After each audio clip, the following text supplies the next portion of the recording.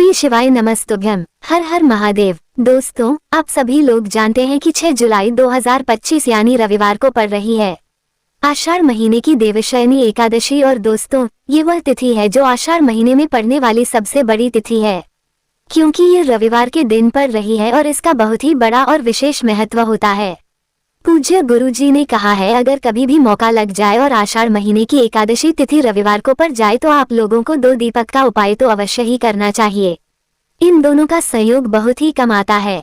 और दोस्तों, पूज्य गुरुजी ने अपनी शिव महापुराण की कथा में बताया है, इस दिन आपको 2 दीपक वाला उपाय तो अवश्य ही करना चाहिए, क्योंकि ऐसा दिन पूरे साल में सिर्फ एक ही बार आता है। और दोस्तों, आप सभी लोग जानते हो कि देवशयनी एकादशी का अगर सबसे बड़ा कोई उपाय है तो वह 2 दीपक वाला उपाय है। तो दोस्तों, इस एकादशी के दिन आप लोगों को इस 2 दीपक और हल्दी वाले उपाय को जरूर करना है। बहुत सारे लोग होंगे जिन लोगों ने इस उपाय को ना किया हो, मतलब पूरा साल निकल गया और उन्होंने किसी भी दिन इस 2 दीपक वाले उपाय को ना किया हो। पर दोस्तों, आपके पास एक आखिरी मौका बचा हुआ है, जो कि 6 जुलाई के दिन है। तो इस दिन आप लोगों को इस वाले उपाय को जरूर कर लेना है। भले ही आपने पूरे साल भर इस उपाय को ना किया हो, पर अगर आपने इस आषाढ़ महीने की एकादशी के दिन अगर इस वाले उपाय को कर लिया तो आपको इस उपाय को करने का वह फल मिलेगा जिसकी आपने कभी कल्पना भी नहीं करी होगी। इसलिए आप लोग इस वाले उपाय को एक बार जरूर कर लेना, ताकि आप लोगों के हाथ से यह मौका ना जा सके और आपको इस उपाय को करने का फल मिल सके। दोस्तों, ये उपाय पंडित जी ने अपनी अभी की ही शिव महापुराण की कथा में बताया है, जिस उपाय को आज हम आपको बहुत अच्छे से समझाने वाले हैं। इस वीडियो को देखने के बाद इस उपाय को समझने के लिए आपको कोई और वीडियो को देखने की जरूरत नहीं पड़ेगी। तो चलिए दोस्तों, उपाय को शुरू करते हैं। देखिए, यह इस आषाढ़ महीने के एकादशी के दिन यह इतना खास होता है, इतना महत्वपूर्ण होता है। देखा गया है, कभी कभी बड़े बड़े पूजा पाठ अनुष्ठान से जो मनोकामना पूर्ण नहीं होते, वह इस आषाढ़ महीने की देवशयनी एकादशी के दिन एक छोटे से उपाय करने से ही आपकी मनोकामना पूर्ण हो जाती है। और बहुत सारे लोगों ने इस उपाय को किया भी है और उनको इस उपाय को करने का फल भी जरूर मिला है। अगर आप लोग भी इस उपाय को रविवार एकादशी के दिन करना चाहते हैं तो आप इस उपाय को पहले अच्छे से समझ लेना, सुन लेना, उसके बाद करना। आपको इस उपाय का फल जरूर मिलेगा। और इस उपाय को कर लेने से आपके घर में चाहे किसी भी प्रकार की दुख और समस्या क्यों ना चल रही हो, आपको उसका कारण भी नहीं पता है कि भाई ये समस्या किस कारण से चल रही है। उसका कुछ भी कारण हो सकता है, जैसे पितृदोष हो सकता है या किसी भी तरह का मंगल दोष भी हो सकता है। तो इस दिन आप लोगों को यह वाला उपाय कर लेना है। यह एक ऐसा उपाय है जिस उपाय को अगर किसी विशेष दिन पर किया जाए तो भाई उस विशेष दिन का जो है वह तो हमें मिलता ही मिलता है। पर हमने उस दिन पर इस उपाय को किया है तो हमें उससे भी बड़ा फल मिलता है, और फल बहुत जल्दी मिलता है, क्योंकि आप इस उपाय को बहुत ही बड़े और विशेष दिन पर कर रहे हो। तो चलिए अब उपाय के बारे में बात करते हैं, लेकिन उससे पहले आप लोगों को ये जानना आवश्यक है कि आखिर यह उपाय किस समय करना है, किसको करना है और कैसे करना है। तो चलिए हम आगे आपको वीडियो में एक एक करके बता देते हैं। लेकिन उससे पहले अगर आप लोग हमारे चैनल पर नए हैं तो हमारे चैनल को सब्सक्राइब कर लेना और इस वीडियो को लाइक करके कमेंट बॉक्स में श्री शिवाय नमस्तुभ्यम ओम नमः शिवाय जरूर टाइप कर देना। और अपने फायदे के लिए, गरीबी दूर करने के लिए इस वीडियो को पूरा देखकर जाना, तभी आपको लाभ की प्राप्ति होगी। यदि आज आपने वीडियो को बीच बीच में इसे देखा, काट काट कर देखा, तो आपको जीवन में कभी सफलता हासिल भी नहीं होगी। तो दोस्तों, इस 2 दीपक वाले उपाय को हमें इस एकादशी के दिन कैसे करना है, किसको करना है, किस समय करना है और कहां पर करना है, ये सारे सवालों के जवाब आपको इस वीडियो में मिल जाएंगे। और जो यह वीडियो देखेगा भाई, उसको 2 दीपक वाला उपाय जरूर करना चाहिए, क्योंकि इस दिन एक दीपक का भी बहुत ही बड़ा और विशेष महत्व होता है। और जब बात आ जाए 2 दीपक की तो ये सोने पर सुहागा वाली बात हो जाती है, और यह एक बहुत ही बड़ा उपाय हो जाता है इस देवशयनी एकादशी तिथि का। हम समझते हैं इस वाले उपाय को हमें करना किस समय है, इस एकादशी के दिन करना किस समय है। तो देखिए, इस उपाय को करने का जो समय है वो सुबह का समय है और शाम का समय भी है। अब देखिए, यहाँ पर हम मुख्य रूप से सुबह का समय नहीं बोलेंगे, क्योंकि 6 जुलाई रविवार देवशयनी एकादशी का दिन है और इस दिन प्रदोष काल के समय का बहुत महत्व होता है। बाकी अगर सुबह के समय भी करेंगे तो भी अच्छा होगा, उसमें कोई भी दिक्कत वाली बात नहीं है। तो चलिए जानते हैं इस विशेष उपाय के बारे में। लेकिन उससे पहले एक प्रार्थना, अगर आप इस चैनल पर नए हैं तो आप इस वीडियो को लाइक करें, चैनल को सब्सक्राइब करें और कमेंट बॉक्स में आप अपनी राशि या अपना नाम जरूर डाल दें, क्योंकि हम राशि से जुड़ा भाग्य भी बताते हैं और भाग्य में चल रही परेशानियों को दूर करने के लिए वह आसान से आसान उपाय भी बताते हैं। तो चलिए अब हम अपने सबसे पहले उपाय की बात कर लेते हैं। देखिए, आषाढ़ मास के दिनों में विशेषकर भगवान शिव और माता पार्वती और विष्णु भगवान का पूजन किया जाता है। अब साथ ही साथ देवशयनी एकादशी का दिन भी पड़ गया है, तो ऐसा समझ लीजिए आपके जीवन में धन भी आएगा, सुख भी आएगा, धन बढ़ेगा भी और साथ ही साथ आपके जीवन के सारे संकटों को भगवान शिव जी दूर कर देंगे। तो चलिए सबसे पहले बात कर लेते हैं सबसे पहले उपाय की, जो कि एकादशी वाले दिन आपको विशेष करना है। और इस उपाय को करने से आपकी कोई भी ऐसी इच्छा, कोई भी विश जो अभी तक अधूरी है, पूरी नहीं हो रही है, तो आपकी बड़ी से बड़ी विश और मनोकामना भी पूरी हो जाती है जब आप एकादशी वाले दिन इस पहले उपाय को कर लेते हैं। तो देखिए, आप सभी जानते हैं कि श्री हरि विष्णु जो है उन्हें तुलसी दल सबसे प्रिय है। बिना तुलसी माता के श्री हरि विष्णु अधूरे हैं और बिना तुलसी पत्तों के श्री हरि विष्णु का भोग अधूरा है। अब श्री हरि विष्णु को प्रसन्न करके आप अपनी किसी भी मनोकामना को पूरा कर सकते हैं, क्योंकि श्री हरि विष्णु प्रसन्न हो गए तो आपकी कोई भी विश और इच्छा, मनोकामना अधूरी नहीं रहेंगी। तो आपको तुलसी के 5 पत्ते लेने हैं। अब जिस दिन एकादशी है उस दिन तुलसी के पत्ते ना तोड़े, पहले से ही तोड़कर रख लें। अब ये 5 तुलसी के पत्ते जो आपने लिए हैं, ये 5 तुलसी के पत्ते आपको श्री हरि विष्णु को अर्पित करने हैं। अपने घर के मंदिर में ही ठीक है, ऐसा आपको करना है। आपके घर में श्री हरि विष्णु की कोई मूर्ति है, प्रतिमा है, वहां पर यह 5 तुलसी के पत्ते आप रखें और साथ ही साथ एक देसी घी का दीपक गोल बाती का आपको लगाना है। और ओम नमो भगवते वासुदेवाय नमः, इस मंत्र का आपको 11 बार जप करना है।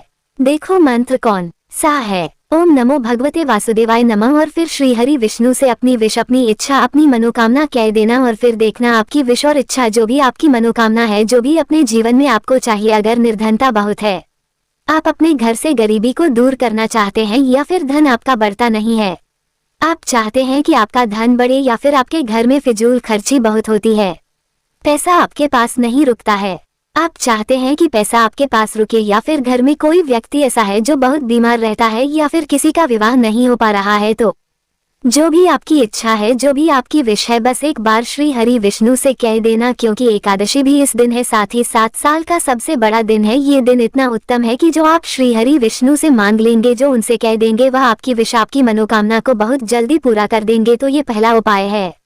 चलिए अब बात कर लेते हैं दूसरे उपाय की। तो चलिए बढ़ाते हैं अगले उपाय की ओर।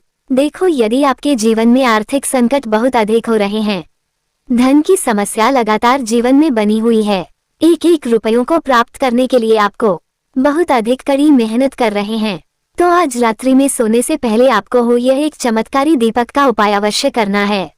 या फिर यदि आपका जो व्यापार है, बिजनेस है, दुकान है, वो अच्छे से नहीं चल पा रही है, तो आज रात्रि में इस विशेष दीपक का उपाय आपको अवश्य करना चाहिए। देखो दोस्तों, दीपक हमारे घर में सभी नकारात्मक शक्ति को बाहर करता है। यह उपाय आपको साल में केवल एक बार करने का ही मौका मिलता है। केवल और केवल एकादशी पर ही इस उपाय को किया जाता है। देखिए, इस उपाय के लिए आपको तुलसी जी की जो सूखी लकड़ी होती है उसे ले लेना है। देखिए दोस्तों, यदि आपके पास पुरानी तुलसी जी की लकड़ी है तो उसे आप ले सकते हैं, और यदि आपके घर में तुलसी जी जो लकड़ी है वो सूखी हुई है तो उसकी लकड़ी आप तोड़ डीहेज करके इस्तेमाल कर सकते हैं। लेकिन आपको ध्यान रखना है कि सूर्यास्त से पहले पहले ही आपको ये जो तुलसी जी की लकड़ी है इससे अवश्य ही तोड़ लेना है, और एकादशी के दिन लकड़ी को नहीं तोड़ना है। तो इस उपाय के लिए आपको सबसे पहले तो एक मिट्टी का दीपक लेना होगा। आप चाह तो आटे का दीपक भी ले सकते हैं, क्योंकि आटे का दीपक सभी दीपक में सर्वोत्तम माना गया है। इस दीपक के अंदर आपको शुद्ध घी का प्रयोग करना होगा, और इससे दीपक के अंदर अपने जो तुलसी जी की लकड़ी ली है उसे भी रख देना है। लेकिन ये जो तुलसी जी की लकड़ी है इसमें आपको चारों तरफ अच्छे से घी लगा लेना है। देखिए, गुरु जी ने बताया है कि जो तुलसी जी की लकड़ी है, यदि आप उपाय करते हैं और बहुत ही शीघ्रता से जल जाती है, तो इसके लिए आपको एक कार्य करना है। आपको थोड़ी सी रुई ले लेनी है, और उससे रुई को आपको जो तुलसी जी के अपने लकड़ी ली है उस पर अच्छे से चारों तरफ लपेट देनी है। तुलसी जी की लकड़ी के ऊपर रुई लपेटने के बाद इसे आपको पूरा घी के अंदर डुबो लेना है। अब इसे आपको बाती के रूप में प्रयोग करना है। अब दोस्तों, इस दीपक को आपको प्रज्वलित कहाँ करना है?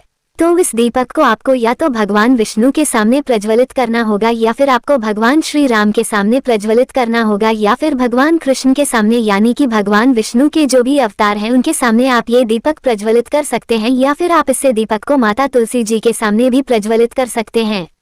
पूज्य गुरु जी ने बताया है कि जो भी व्यक्ति इस प्रकार से तुलसी जी की डंडी से ये दीपदान कर देता है उसके जीवन में कभी भी धन की समस्या नहीं होती है।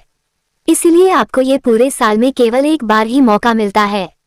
इस उपाय को करके देखना, आपकी सभी इच्छा जरूर पूर्ण होगी। ये जो उपाय है रात्रि में सोने से पहले करना है। बात करते हैं अगले उपाय की। अब बताते हैं तुलसी के गमले में आपको वो कौन सी चीज डालनी है जिस उपाय को करने से आप अपने जीवन में महाधनी बन जाएंगे। इतना धन आपको मिलेगा कि कभी भी आपके धन में कमी नहीं आएगी, कभी भी आपका धन बर्बाद नहीं होगा।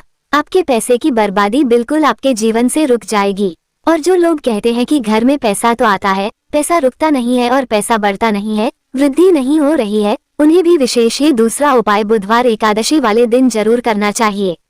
तो देखिए, पहले ही आपको बता दिया कि श्री हरि विष्णु की पूजा और उनका भोग श्री मतलब तुलसी मैया के बिना अधूरा है ना। और तुलसी मैया जो है वह श्री हरि विष्णु के बिना अधूरी है।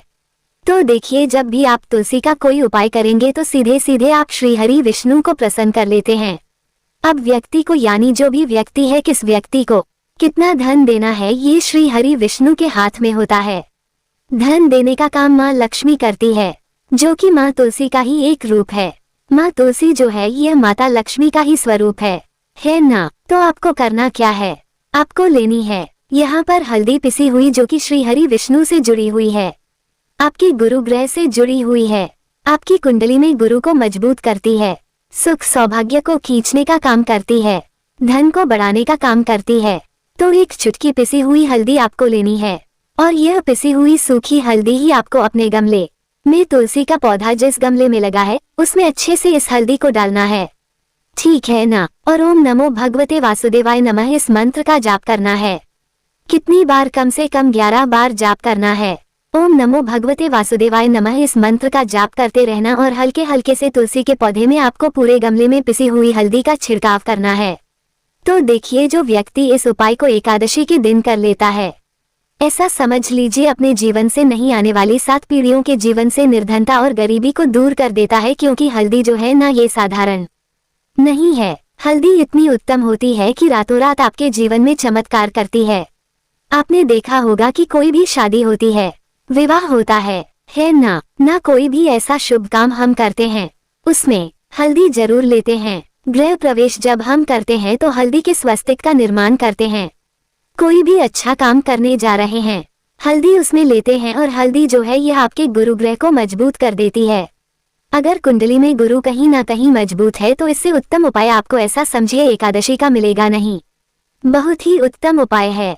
तुलसी के गमले में एक चुटकी पिसी हुई हल्दी डालना है, तो ये बहुत ही उत्तम उपाय है। इस उपाय को आप जरूर करें एकादशी वाले दिन, और साल का सबसे बड़ा ये दिन है। तो इस उपाय को करने से श्री हरि विष्णु आपसे न केवल प्रसन्न होते हैं, आपसे इतना प्रसन्न हो जाते हैं कि जीवन में कभी आपके गरीबी और निर्धनता को नहीं आने देते हैं।